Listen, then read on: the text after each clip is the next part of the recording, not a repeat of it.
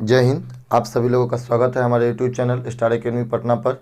मैं अमित यादव आप सभी लोगों के लिए जो है आज देखिए, सबसे पहले तो आप लोगों को एक सूचना दे दिया जाए जो है बिहार गवर्नमेंट के द्वारा जो है देखिए, जो 21 तारीख से जो यहाँ पे कोरोना का गाइडलाइन चल रहा था वो और बढ़ा करके अब 6 तारीख तक कर दिया गया है, 6 फरवरी तक। तो देखिए, आप लोग उससे घबराइए नहीं। सरकार जो है आप लोगों की एग्ज़ाम समय पे लेगी।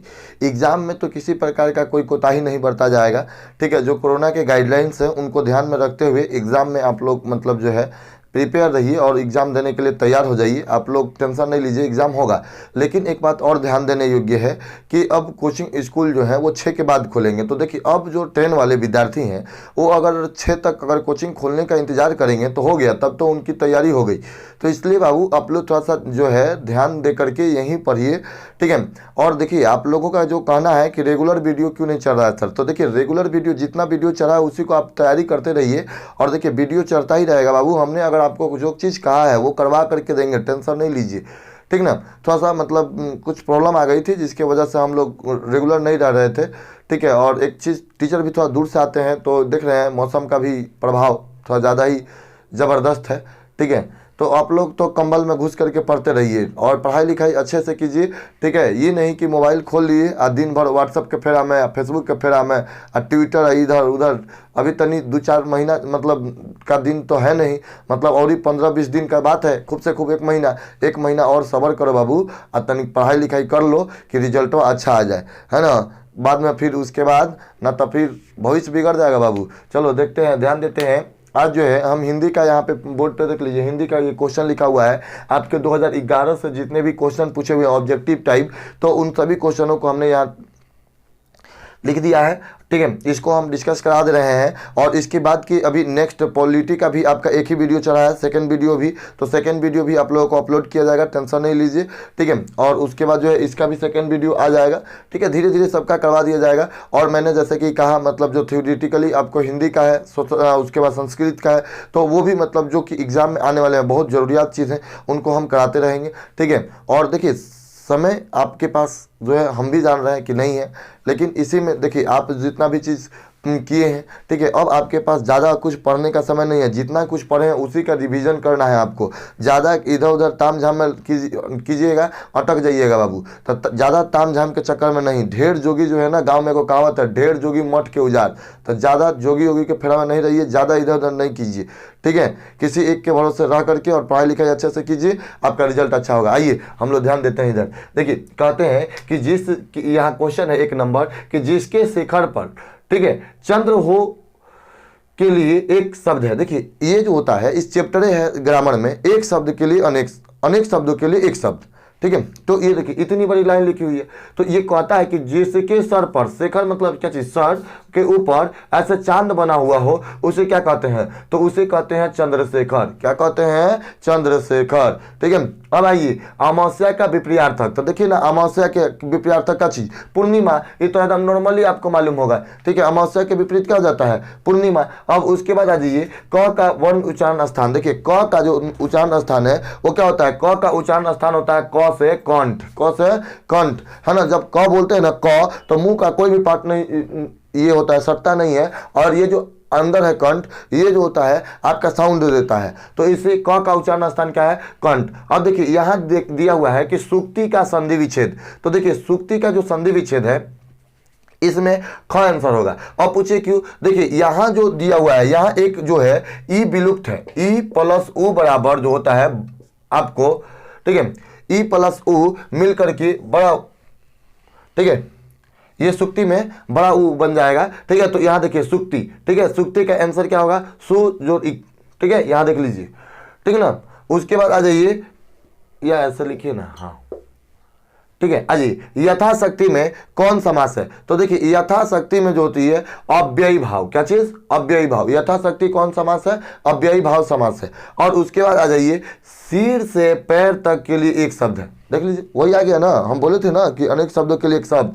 तो सिर से पैर, देखिए ये पूरे जो है सिर से लेकर के पैर तक, तो इसे क्या कहते हैं? अपाद मस्तक। क्या चीज? अपाद मस्तक। ठीक है, आ जाइए, मैंने आम खाया। तो देखिए मैंने आम खाया में ना बाबू, मैंने आम खाया, तो अभी अभी, जैसे ये कह रहा है कि मैंने अभी, मैं कह रहा हूं कि मैंने आम खाया, तो मैंने अभी अभी ना खाया, तो ये क्या चीज? पूर्ण वर्तमान काल। ठीक है, क्या चीज? पूर्ण वर्तमान काल। ठीक है, उसके बाद आ जाइए, वाह वाह अव्यय है। देखिए, तो वाह वाह जो होते हैं ना, हर्षबोधक है ना, वाह वाह, क्या कितना अच्छा काम किया है ना, वाह वाह कितना, मतलब तुमने, मतलब कितना अच्छा नंबर लाया, तो ये वाह वाह मतलब क्या चीज? हर्षबोधक, मतलब आपकी खुशी को जाहिर कर रहा है, तो आंसर क्या हो जाएगा? हर्षबोधक। ठीक है, उसके बाद जो होती है, ये गांव में बड़ी अच्छा ये कहावत चलता है, अधकत गगरी या छलकत जाए, लेकिन यहाँ का लिखा है बाबू, वो गाँव में थोड़ा सा वर्ड का इशूज रहता है। ठीक है, अपना अपना लैंग्वेज रहता है। तो हई देखो बउआ हमार धन, यहाँ लिखा हुआ है, देखिए अधजल गगरी या छलकत जाए। अधजल, अधजल मतलब जो है गगरी में आधा जल है। ठीक है, गांव में एकरे कह देता है अपने भोजपुरिया भाषा में, अधकत गगरी या छलकत जाए। तो ये बाबू जो है आपकी क्या है? लोकती है। क्या है बाबू? लोकती। ठीक है, आइए, राम ने रोटी खाई, इस वाक्य में क्रिया किसके अनुसार है? तो देखिए, राम ने रोटी खाई जो है, ये जो होती है क्रिया किसके अनुसार है? कर्म के अनुसार। ठीक है, कर्म के अनुसार ना, राम ने किसके द्वारा जो है? कर्म के अनुसार। ठीक है, तो आंसर होगा कर्म के अनुसार। उसके बाद आ जाइए, उपकार का विपर्यार्थक शब्द है, तो उपकार का विपर्यार्थक जो होती है अपकार होता है। उपकार का विपर्यार्थक जो होती है क्या हो जाता है? अपकार हो जाता है। ठीक है ना, कोई दिक्कत? आइए देखिए, ये बाबू जो है आप इधर से स्क्रीनशॉट ले सकते हैं। ठीक है ना, अब आते हैं हम लोग इधर। इधर जो है क्वेश्चन, देखिए इधर की क्वेश्चनों में कुछ आप देख रहे होंगे कि 15 नंबर तक सर आप ऑप्शन दिए हैं। आइए 15 के बाद जो 15 को क्वेश्चन लिखे हैं, इसमें ऑप्शन ही नहीं दिए हैं। क्या है बाबू कि ये भी ऑब्जेक्टिव है, आजकल इसको ऑप्शन के रूप में दे रहा है, लेकिन पहले ऑप्शन के रूप में नहीं देता था। तो पहले ये फिल इन द ब्लैंक्स में आप जा करके देख लीजिएगा, ये जितने भी क्वेश्चन लिखे हुए ना, अभी हमने इसमें बुक का कोई भी क्वेश्चन ही नहीं डाला है, ये सारा ग्रामर का क्वेश्चन है। और पहले ग्रामर ऑब्जेक्टिव में देता था, तो हम क्या करें, मतलब जो ऑब्जेक्टिव देता था तो हमने आपको कहा है कि हम एक एक क्वेश्चन जो है आपको करा देंगे। ठीक है, और देखिए हम अपने अनुसार, आप देख लीजिए आपदा का कोई भी क्वेश्चन उठा करके देख लीजिए, एक भी नहीं छूटा होगा। आप जा करके वहां देख लीजिए, आपदा के बाद जो है हमने आपको इकोनॉमिक्स का भी क्वेश्चन करा दिया, इकोनॉमिक्स में भी आप जा करके देख लीजिए बाबू, हमने एक भी क्वेश्चन नहीं छोड़ा है। तो आप देखिए घबराइए नहीं, बस एक एक चीज है बाबू, घबराइए नहीं। ठीक है, घबराइएगा नुकसान हो जाएगा। आइए यहां तक 11 तक तो हो गया है ना, 11 तक तो हो गया। तो आइए 12 नंबर क्वेश्चन कर रहा है कि जो कुछ नहीं जानता हो, तो जो कुछ नहीं जानता हो के लिए एक शब्द, तो जो कुछ नहीं जानता है उसे अज्ञ कहते हैं। क्या कहते हैं? अज्ञ। अज्ञ मतलब जैसे कि हम लोग क्या कहते हैं, अज्ञानी आदमी है, कुछ नहीं जानता है ना, तो उसको अज्ञ। ठीक है, हिंदी की भाषा में अब उसको अज्ञानी नहीं लिखा रहेगा, अज्ञ। ठीक है, उसके बाद आ जाइए 13 नंबर क्वेश्चन कहता है कि ये जो है सरस्वती का पर्यायवाची शब्द। तो देखिए ना, सरस्वती का, तो सरस्वती माता का ऐसे भी पूजा होता है, तो माँ शारदे तू कहाँ बिना बजा रही है ना। तो सिंपल सा बात है कि माँ शारदे आइए गया, तो माँ शारदे, देखिए यहाँ शारदे, शारदा है ना, तो सरस्वती का क्या हो जाएगा? आंसर शारदा। ठीक है, देखिए हर चीज, मतलब आपके समाज में हर चीज आप देख करके भी बाबू सीख सकते हैं। देखिए गाना वाना में भी बहुत सारा चीज आंसर रहता है। देखिए गाना है ना, माँ शारदे तू कहाँ बिना बजा रही है, तो देखिए वही माँ शारदे का जो अर्थ होता है क्या चीज? सरस्वती से है। देखिए आइए प का उच्चारण स्थान, तो देखिए प का उच्चारण स्थान जो होता है ओट से होता है। क्या चीज? प का उच्चारण स्थान ओट। देख लीजिए आंसर क्या होगा? ओट। उसके बाद आ जाइए, ठीक है, देव कन्या कौन सा समास है? तो देखिए देव कन्या जो होता है तत्पुरुष समास। देव कन्या कौन सी है? तत्पुरुष। ठीक है, आ जाइए, ये जो है उसके बाद क्वेश्चन दिया है कि राम ने रोटी खाई, वाक्य में रोटी डैश है। देखिए राम ने रोटी खाई, वाक्य में रोटी डैश है। तो देखिए यहाँ रोटी जो होता है ना, रोटी ये आपका कर्म है। क्या है बाबू? कर्म। रोटी क्या है? कर्म है। देखिए यहाँ राम ने रोटी ये खाई, वाक्य में रोटी क्या हो जाता है? कर्म। और खाई जो होगा, अगर पूछता खाई क्या है, तो खाई जो है उसकी क्रिया है।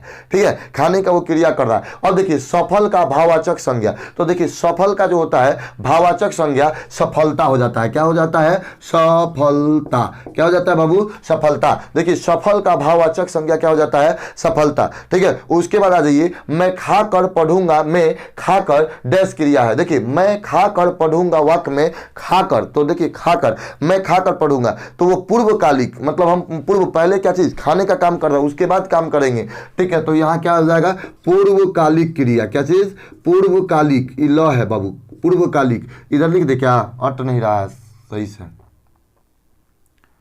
चलिए इधर से थोड़ा सा लिख देते हैं पूर्वकालिक, इसको ल समझिएगा बाबू, पूर्वकालिक आप लोग लिख लीजिएगा, थोड़ा सा जगह का कमी हो गया है तो उसको लिख लीजिएगा पूर्वकालिक। उसके बाद देखिए, मैं अलमारी से पुस्तक निकालता हूं वाक में डैश, मतलब सॉरी, मैं अलमारी से पुस्तक निकालता हूं वाक में से डैश कारक है। तो देखिए अलमारी से पुस्तक निकालने का तो हम क्या कहे बाबू, अपदान से। अपदान से मतलब दोनों अलग अलग हो जाते हैं, अपदान से मतलब दोनों अलग अलग। तो है देखिए, तो इसमें लिख देंगे हम अपदान कारक, कोई दिक्कत, हम कारक एगो अलग पढ़ा दिए हैं बाबू, चैप्टर पढ़ा दिए हैं कारक, आप वहां जा करके पढ़ सकते हैं। तो ये अलमारी से पुस्तक क्या हो रहा है, अलग हो रहा है, तो उसमें से क्या कहलाएगा, अपदान कारक। ठीक है, उसके बाद जो है च का उच्चारण स्थान, देखिए च बोलते हैं ना, तो जैसे ये ऊपर वाला तालु है वो सट जाता है, तो इसको क्या कहते हैं, च का उच्चारण स्थान तालु होगा, च का उच्चारण स्थान तालु, च का उच्चारण स्थान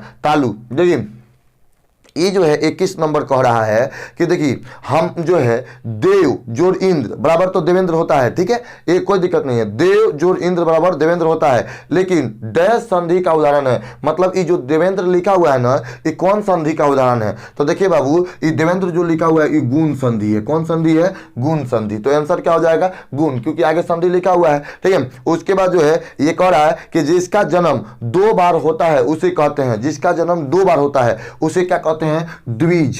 क्या कह देते हैं, द्विज कहते हैं। क्या कहते हैं, द्विज। ठीक है, उसके बाद जो है कह रहा है कि ल का उच्चारण स्थान है, ल ल ल ल का उच्चारण स्थान, तो देखिए ल बोलते हैं ना, ल तो जीभ जो है दांत से सट जाता है। ठीक है, तो ल का उच्चारण स्थान दंत, ल का उच्चारण स्थान जो है क्या हो जाता है, दंत हो जाता है, ल का उच्चारण स्थान दंत। ठीक है, उसके बाद कोई डैश वाचक सर्वनाम है, देखिए कोई डैश वाचक, तो कोई जो होता है कोई, अब कोई हम कहते हैं कि कोई आ रहा होगा, तो अब कौन आ रहा है इसका निश्चय नहीं है, ये अनिश्चय हो गया, तो इसे अनिश्चयवाचक सर्वनाम कहते हैं, अनिश्चय, अनिश्चयवाचक सर्वनाम। ये कोई जो होता है अनिश्चयवाचक, जैसे देखिए कह रहे हैं कि कोई आ रहा है, तो अब कौन आ रहा है, उराम है कि मोहन है कि सोहन है, इस तो क्लियर नहीं हुआ, तो कोई भी हो सकता है। ठीक है, तो इसलिए कोई जो होता है अनिश्चयवाचक, उसका जो है मतलब निश्चय नहीं है। आइए उत्तम का विपर्यार्थक, तो देखिए उत्तम का विपर्यार्थक जो होता है, देखिए 2 हो सकता है, एक तो अनुत्तम होगा, एक अधम हो सकता है, अनुत्तम एक, और उसके बाद जो होता है क्या चीज, अधम। अब देखिए पो जोड़ अन, ठीक है, पो जोड़ अन, तो ई पो जोड़ अन जो है क्या बन जाता है, पवन। क्या बन जाता है, पवन।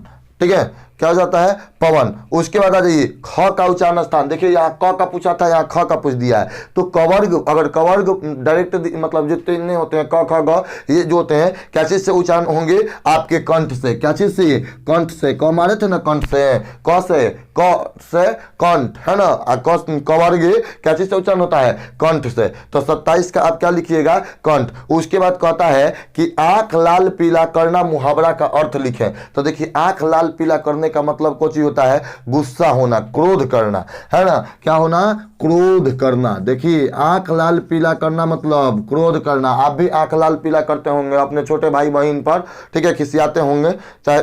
उसके बाद जो है आइए नेता का स्त्रीलिंग, तो देखिए बउआ, नेता का स्त्रीलिंग जो होता है नेत्री होता है, नेता का स्त्रीलिंग नेत्री, नेता का स्त्रीलिंग नेत्री। और उसके बाद जो होता है धर्म का विश्लेषण डैश होता है, तो धर्म का जो होता है क्या हो जाएगा आंसर, इसमें हो जाएगा धार्मिक, धर्म का धार्मिक। ठीक है, देखिए यहाँ पे 30 क्वेश्चन हो गया। अब आगे जो होता है नेक्स्ट मतलब जो है इधर से आप पहले स्क्रीनशॉट कर लीजिए, ठीक है। इसके बाद जो इसके बचे हुए पार्ट हैं वो नेक्स्ट वीडियो में हम आप लोगों को कर देंगे। आप सभी लोगों से हम उम्मीद करते हैं कि आप लोग बहुत अच्छे से पढ़ लिख रहे होंगे और आप लोग अपनी तैयारी बहुत अच्छे से करते होंगे। फिर मिलते हैं नेक्स्ट वीडियो में, तब तक के लिए जय हिंद, जय भारत।